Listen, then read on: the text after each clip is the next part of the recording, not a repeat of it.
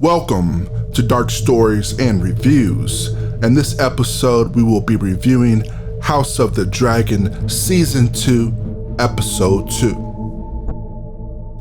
Fire cannot kill a dragon.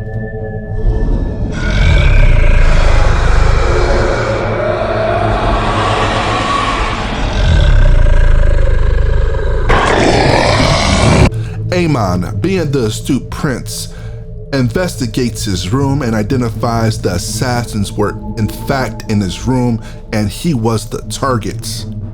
Later, Alicent has a conversation with her father, Otto, blaming herself and the gods for punishing her and her wicked ways. Later on, Aegon has a council meeting to express his disappointment and allowing the assassins to gain access to not just the Red Keep, but to his family. Larys advised the king that they found an assassin with his son's head and they will extract all the information that they can. Otto goes into his political bag and advises having a funeral for the son to be buried as a Targaryen prince and allow the small folk to know what Rhaenyra did and the cruelty to the royalty family, looking to optimize this tragedy in the Green's favor. Big Cheese ratted and spilled his guts so fast, Larys didn't even get to start working or question him. Aegon entered and on to the funeral. Princess Helena freaks out at the funeral, but Otto was 100% right. The small folk look to be turning on Prince Rhaenyra, and this will sway the bigger houses who haven't quite chose a side in this war. On to Dragonstone. Rhaenyra is told about the assassins in the Red Keep, unaware that this was executed by the Blacks. I love Daemon's face here. Rhaenys right away knows it was Daemon. It took Rhaenyra a little bit longer to catch on. Rhaenyra gets emotional and she is over her head. Daemon hit the Green's back, not exactly how he wanted to, but we'll speak about this in my next video on why Rhaenyra will lose this war. She runs off her greatest asset, which is Daemon.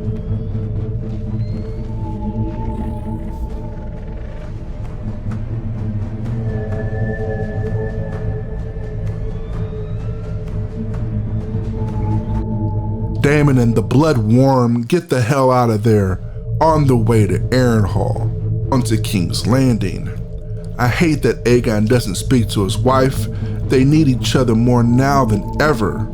We get another bath with Alicent, who has a strong contract clause because I find these baths very depressing. We don't get to see any goodies like Game of Thrones.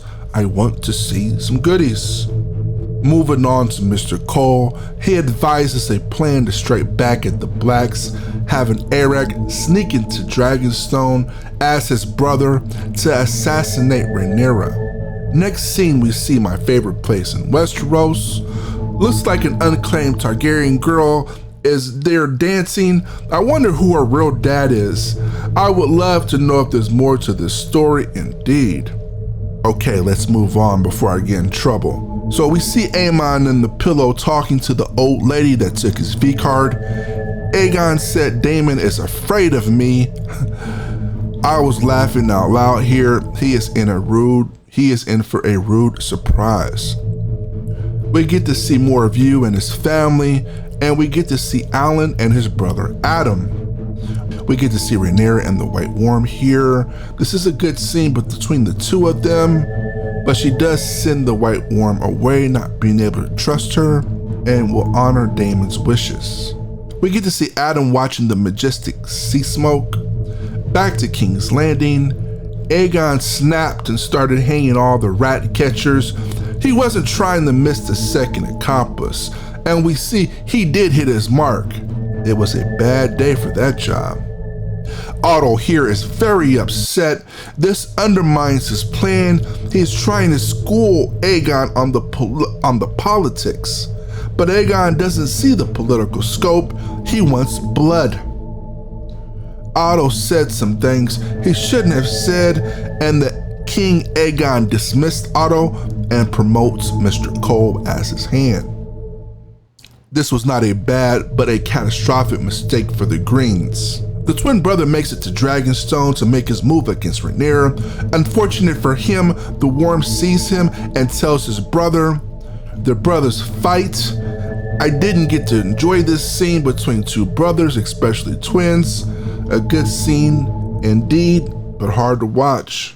You see Otto telling Alicent he's out of King's Landing. Alicent goes to see Aegon to talk to him, but she sees he's falling apart. He may be the king, but he has to grieve, and everyone does that their own way. I believe that there is no right or wrong way to grieve. Alicent just walks away. Episode ends with Alicent and Mr. Cole. Another great episode. See you on the next one.